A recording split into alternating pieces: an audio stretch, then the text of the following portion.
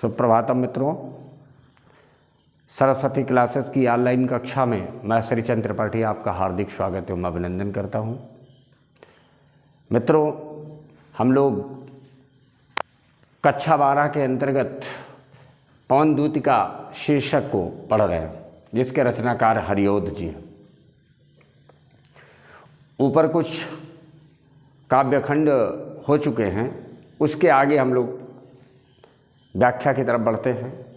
व्याख्या करने से पहले मैं हमेशा आपसे एक ही बात कहता हूँ, पहले वाचन करना चाहिए। कविताएं जब अच्छे ढंग से पढ़ने में आ जाएगी, हर शब्द का उच्चारण आप बहुत बढ़िया कर लेंगे, तो उसकी व्याख्या बहुत आसान हो जाती है। आइए वाचन करते हैं। मंदाक्रांता छंद में है, पूरी कविता मंदाक्रांता छंद में है, जिसके अंतर्गत 17 वर्ण होते हैं।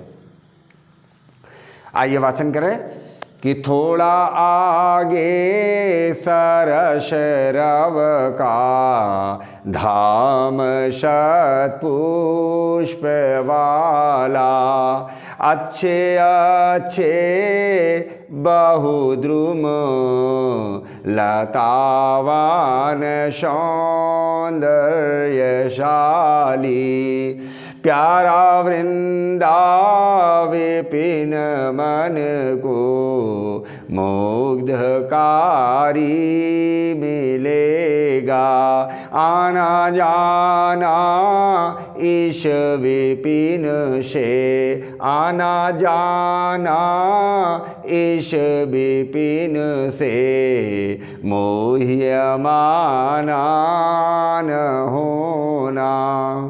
मित्रों, 4-6 पेयति होती है, आपको इस बात का ख्याल करके ही पढ़ना है, वाचन करना है।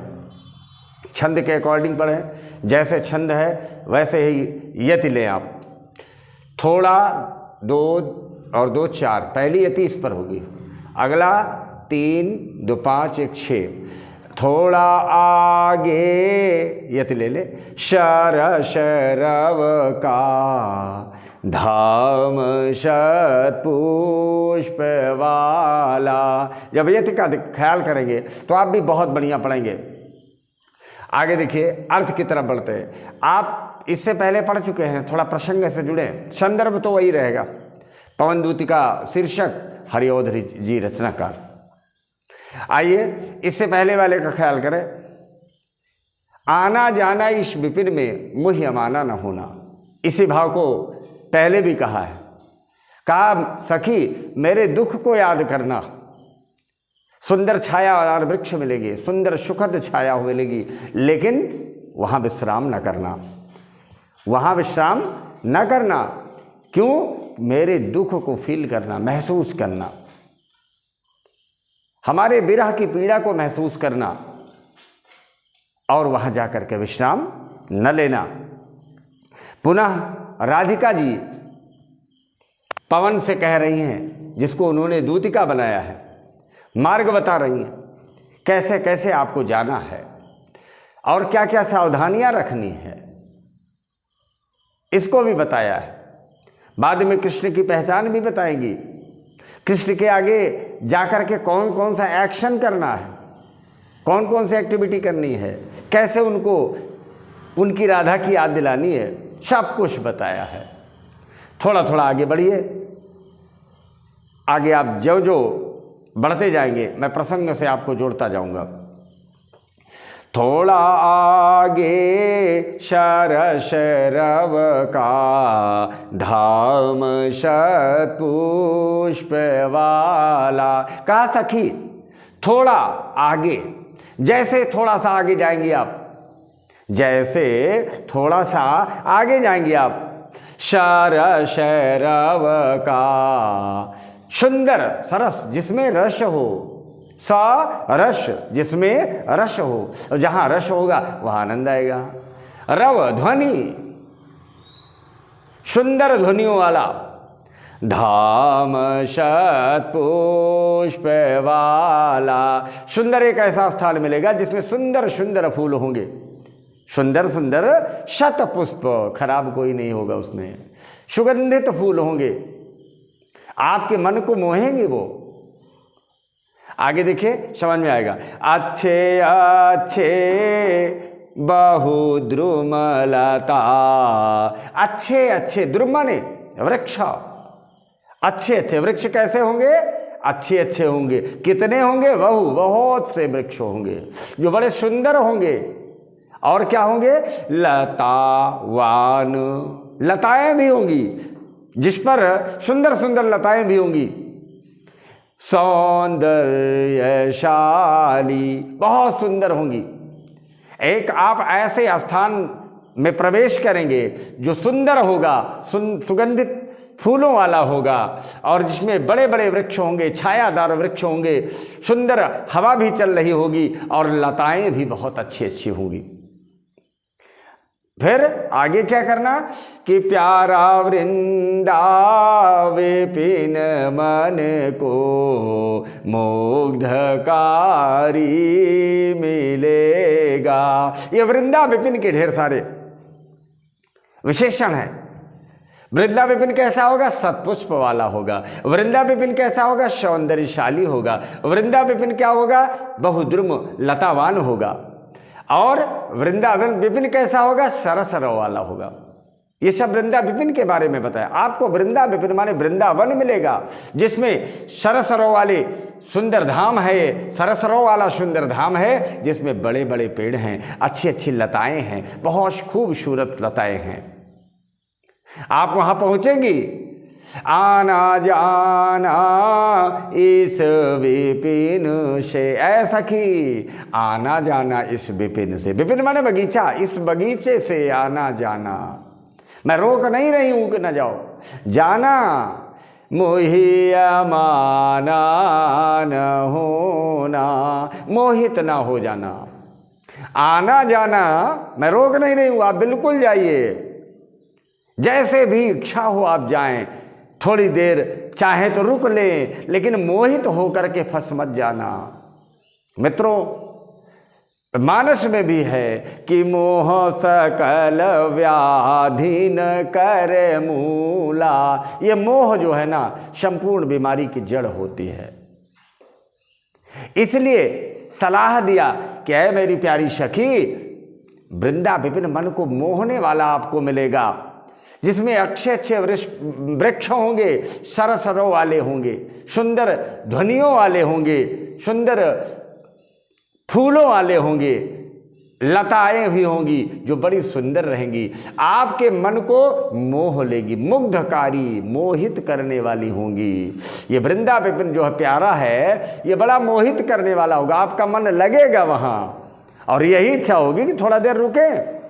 लेकिन मेरी प्यारी प्यारी सखी, एक वार्निंग है, एक सुझाव है, जाते जाते लेते आना कि आना जाना इस विपिन से। मैं रोक नहीं रही हूँ, आना जाना इस विपिन से, लेकिन शर्त है आना जाना इस विपिन से, मोहिया माना न होना, मोहित न होना, बस एक शर्त है। और मोह में जैसे पड़े तो फिर सब गड़बड़ हो जाएगा।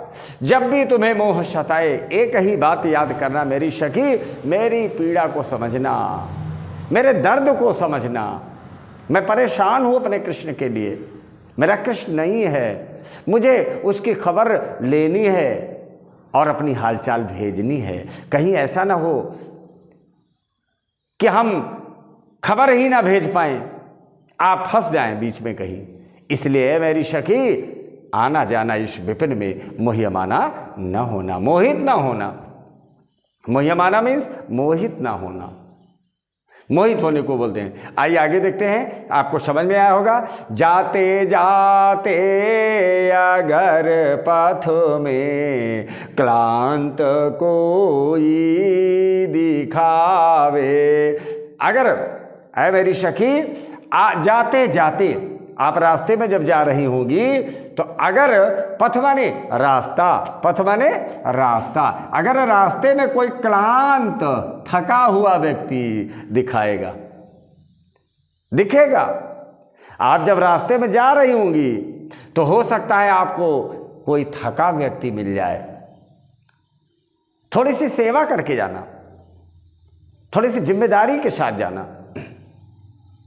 जैसे आप विद्यार्थी जीवन में हैं, मान लीजिए आप स्कूल आ रहे हैं, कोई लूला लंगड़ा मिल जाए, गिर जाए, तो आपको उसकी मदद करनी चाहिए। ऐसे नहीं कि आप स्कूल लेकर सीधे स्कूल चले आओ, बगल वाला चाहे मर जाए, ऐसा नहीं करना। बिल्कुल सेवा करना, थोड़ी सी मदद कर देना। सेवा धर्मो परम गाहनो योगी नामप्यगम्या। बेटा, सेवा धर्म संसार में बड़ा गहन होता है, योगी लोगों के लिए भी बड़ा गहन होता है। फिर भी मैं आपसे आग्रह करता हूं, जितना हो सके सेवा करो। सेवा धर्म बड़ा कठोर होता है, सबसे बड़ा धर्म है सेवा धर्म, इसलिए उसका फॉलो करें आप। और यही सलाह राधिका जी भी दे रही दूतिका को, कह रही है जाते जाते अगर पथ में रास्ते में अगर कोई क्लांत मिल जाए, दिखाई पड़ जाए, तो क्या करना, तो जाके सन्निकट उसकी, सन्निकट चले जाना, उसके पास चले जाना। सन्निकट माने बिल्कुल करीब चले जाना उसके, और क्या कर देना, क्लांतियों को मिटाना।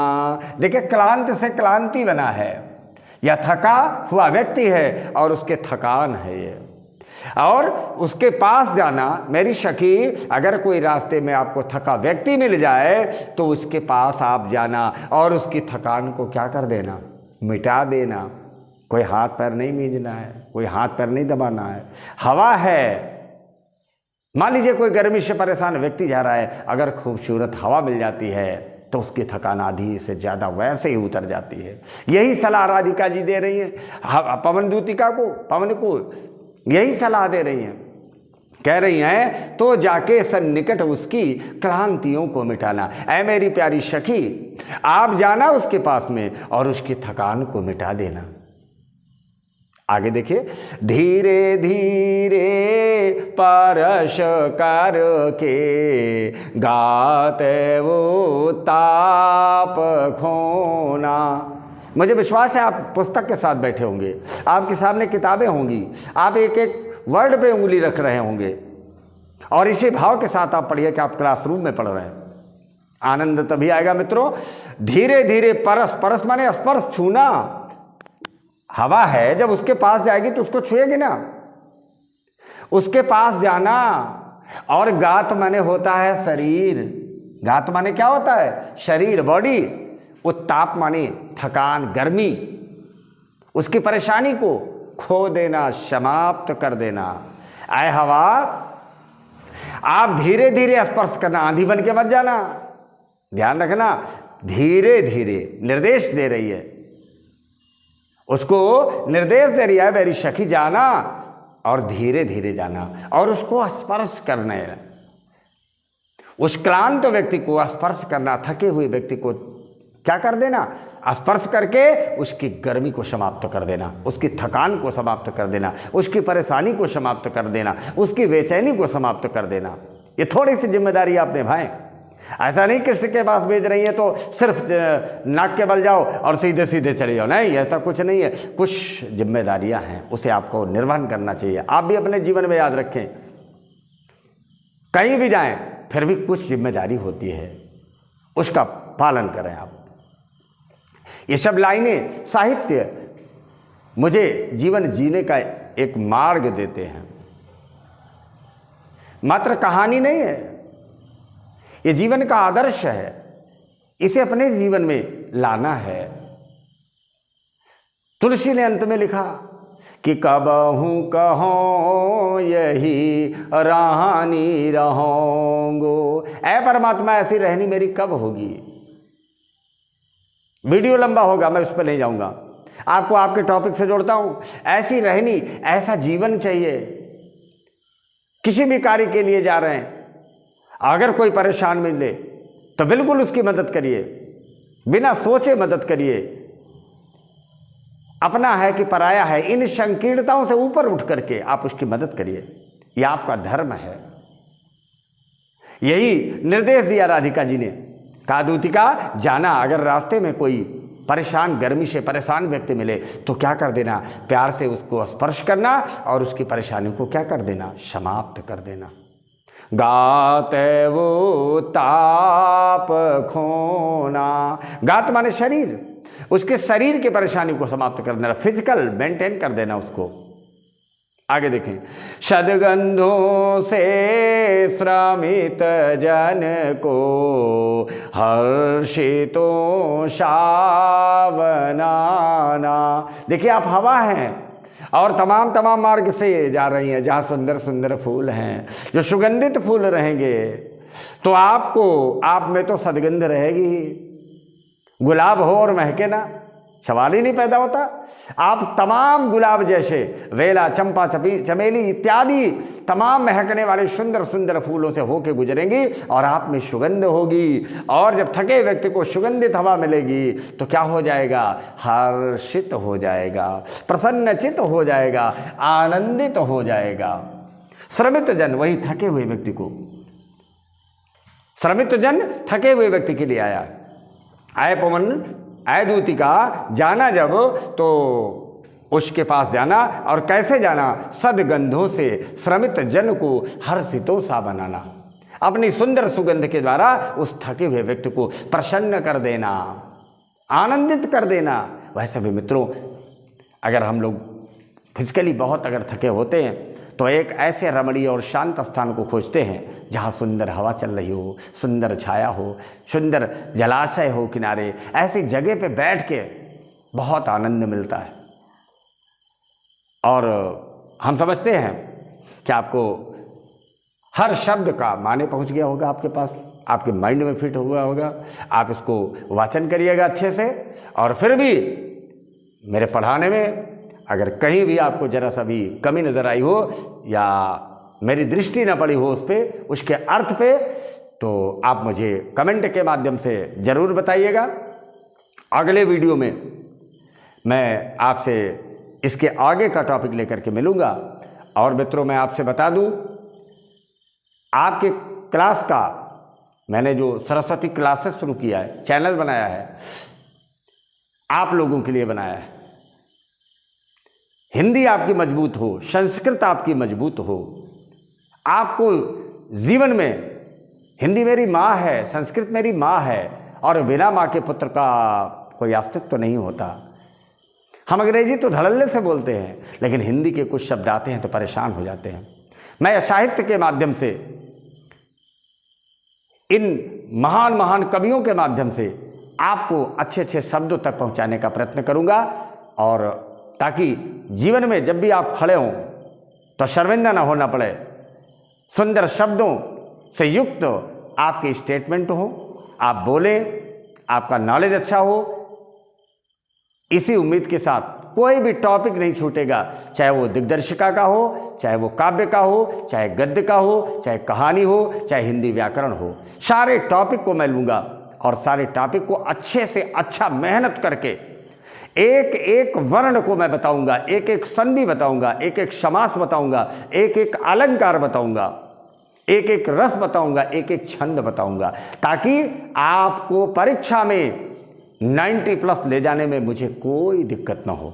इधर तो मैं 10-12 में केवल नंबर की बात करूंगा, आपके नॉलेज की बात तो स्वतः ही हो जाएगी। जब 90+ आप जाएंगे तो आपका नॉलेज अच्छा होगा, और आने वाली ऐसी कोई परीक्षा जिसमें हिंदी हो, आप अच्छा स्कोर कर पाएँ और आपका सिलेक्शन हो पाए। और बहुत जल्द मैं कंपटीशन से जुड़ी हुई तमाम चीज़ों को आपके सामने, हिंदी, वो चाहे PCS लेवल का हो, चाहे समीक्षा अधिकारी का हो, कहीं का हो, किसी लेवल का हो, UPP का हो, जहाँ कहीं भी हिंदी आती है, सारे प्रैक्टिस सेट और सबका डिटेल मैं आपको विस्तृत रूप में पढ़ाऊंगा, ताकि आपको कोई परेशानी ना हो। अगर फिर भी कोई कमी रह गई हो इस वीडियो को पढ़ने में, कोई शब्द को समझने में, तो मुझे कमेंट के माध्यम से बताइएगा।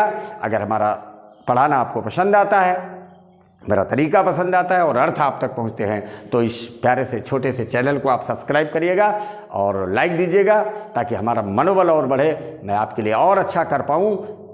आपका प्यार मुझे मिलना चाहिए, ऐसा मेरा भरोसा है और मिलेगा भी। बहुत बहुत धन्यवाद।